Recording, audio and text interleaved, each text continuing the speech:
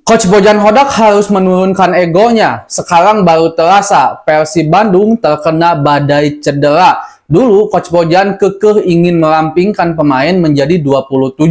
Sementara PT LIB memberikan kuota 35.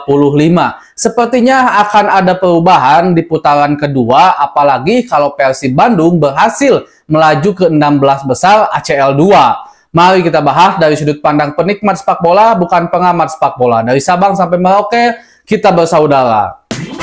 Bobotoh sealam dunia, dimanapun kalian berada, seperti biasa saya doakan terlebih dahulu, mudah-mudahan bobotoh semua selalu diberikan kesehatan dan juga diberikan kelancaran dalam mencari rezeki yang halalan dan thayyiban. Amin ya Allah ya rabbal alamin. Nah, sekarang dikonfirmasi Edo Febriansah juga mengalami cedera bobotoh kemarin pas laga melawan Semen Padang yang kita gagal mendapatkan 3 poin, dan itu alasan kenapa Coach Bojan Hodak memainkan Kocijan.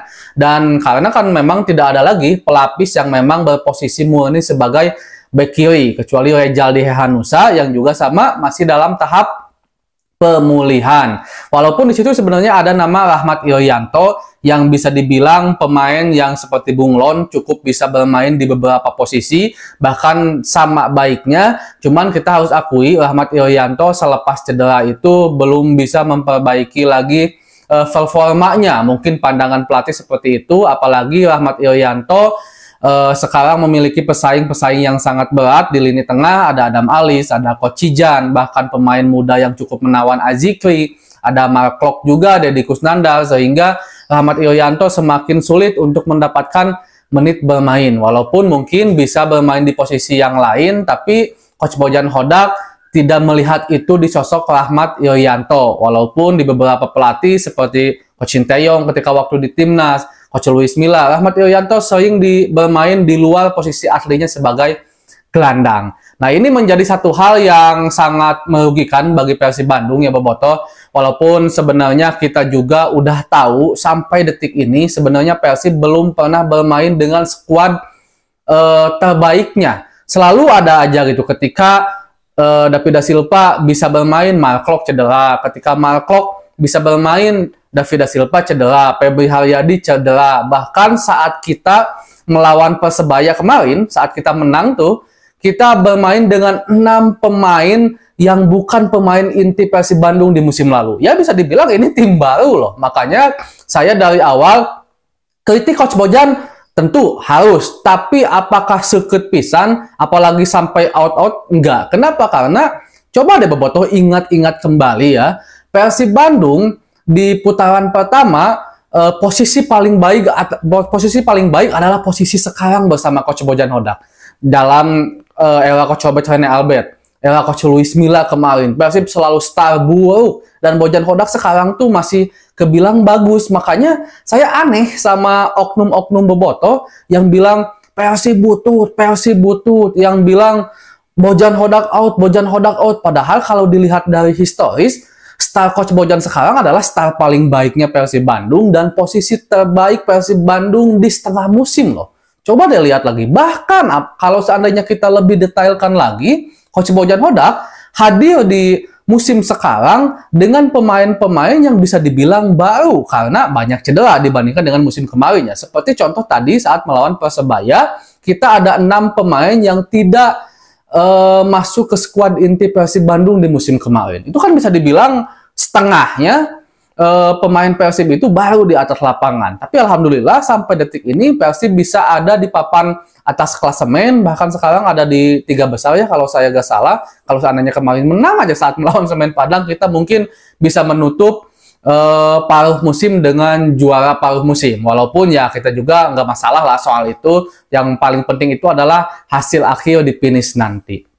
Nah, Rejaldi Hehanussa pun sepertinya tidak bisa untuk comeback cepat-cepat waktu ini karena masih dalam tahap pemulihan. Kalau seandainya Edo nanti dikonfirmasi cederanya agak parah pun, menurut saya akan digantikan oleh posisi lain, belum sama Rejaldi Hehanussa. Walaupun kita juga belum mendapatkan update terbaru tentang Edo Febriansah ya, yang apakah cederanya parah atau enggak. Yang jelas kita berharap semoga tidak parah gitu. Dan Persib Bandung juga akan melakoni laga selanjutnya di ACL 2 tentu ini satu hal yang sangat berat, apalagi kelelahan diakui oleh para pemain dan juga pelatih Persib Bandung. Sekarang juga pemain pada cedera, akan bermain di Singapura di Lion City itu di rumput sintetis, yang kita udah jelas dan ketahui kalau para pemain bola sebenarnya sangat menolak bermain di rumput sintetis karena itu beda banget dan membuat para pemain itu rentan cedera. Ini semakin bahaya bagi Persib Bandung, di mana jadwal yang cukup padat, terus juga bermain di tempat yang bisa menyebabkan pemain cedera. Ini menambah Persib Bandung semakin beresiko ke depannya. Tapi mudah-mudahan aja tidak ada apa-apa dan Persib bisa selamat sentosa, pokoknya Bobotoh bisa back to back juara. Dan juga ada hal yang mungkin kita soroti ya Bobotoh untuk saat ini, di mana tentang komposisi pemain yang banyak sekali Bobotoh menyarankan untuk Persib Bandung menambah pemain di putaran kedua, menambah atau mereshuffle, mengganti gitu kan.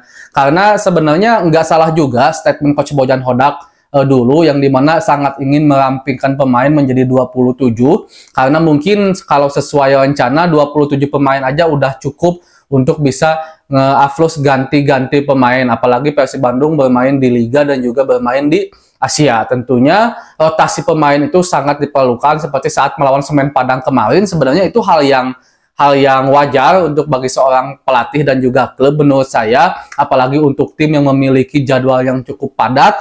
Merotasi pemain itu hal yang wajar, apalagi Persib dikenal oleh beberapa pengamat memiliki skuad kedalaman yang cukup baik. Walaupun kalau kita selaku internal Persib Bandung lah ya, bisa dibilang keluarga Persib memang memiliki banyak pemain, tapi tidak semua posisi memiliki pelapis yang sepadan. Kita menilai hanya posisi tengah lah yang memiliki pelapis sepadan, yang dimana di situ ada Kocijan, Dedi, Marklok, Rahmat Irianto, ada Azikri juga ada, Adam Alis juga, tapi kalau ada Delpino juga gitu kan. Tapi kalau untuk posisi depan dan juga posisi center back khususnya Persib masih belum sepadan gitu untuk pelapisnya gitu kan. Nah ini hal yang wajar. Jadi kemarin saya konfirmasi Bobotoh, kalau menurut saya itu bukan bentuk dari meremehkan lawan dari Coach Bojan Hodak saat melawan Semen Padang, tapi memang bentuk strategi Coach Bojan Hodak agar bisa Persib Bandung meraih hasil maksimal di setiap laganya, entah itu di Liga atau juga di ACL 2. Cuman kadang-kadang ya inilah hidup ya Bobotoh, inilah hukum alam, tidak semua strategi, tidak semua rencana itu berjalan dengan baik. Walaupun seharusnya dengan segala hormat, bukan berarti merendahkan Semen Padang, dengan komposisi pelapis kedua pun seharusnya Persib Bandung bisa menang melawan Semen Padang, tanpa harus ada Ciro pun di situ, tanpa harus ada Dedi, tanpa harus ada Markok, Nick, Gustavo pun seharusnya Persib Bandung bisa menang jika melihat bagaimana kualitas permainan Semen Padang sebelum-sebelumnya. Secara statistik, secara pemain juga seharusnya Persib bisa seenggaknya mengimbangi dengan pelapis kedua. Tapi ya inilah sepak bola, segala hal bisa terjadi dan pada akhirnya Persib Bandung gagal menang. Ya mudah-mudahan aja lah Persib Bandung kedepannya bisa ada pemain yang benar-benar sepadan dari setiap lini, dan apakah Persib Bandung harus menambah pemain untuk komposisi di musim kedua nanti, di putaran kedua maksud saya, untuk bisa memaksimalkan kuota seperti yang diinginkan oleh PT LIB, bukan diinginkan tapi distandarkan oleh PT LIB, apalagi kalau seandainya Persib Bandung nantinya bisa terus melaju di ACL 2. Dan tentu ini menjadi pelajaran bagi Persib Bandung di musim depan. Kalau seandainya kita mengikuti lebih dari satu turnamen, contohlah mudah-mudahan Persib Bandung berprestasi lagi di Liga 1, apalagi sampai back to back juara, terus kita main di Asia lagi, wajib sih menurut saya mencari pemain yang lebih sepadan dan juga menambah kuota pemain agak sedikit banyak. Karena kita belajar dari musim sekarang, ketika Persib Bandung dilanda badai cedera, wah kita kesusahan, keteteran, apalagi bermain di dua kompetisi. Segitu dulu untuk pembahasan hari ini Bobotoh. Assalamualaikum.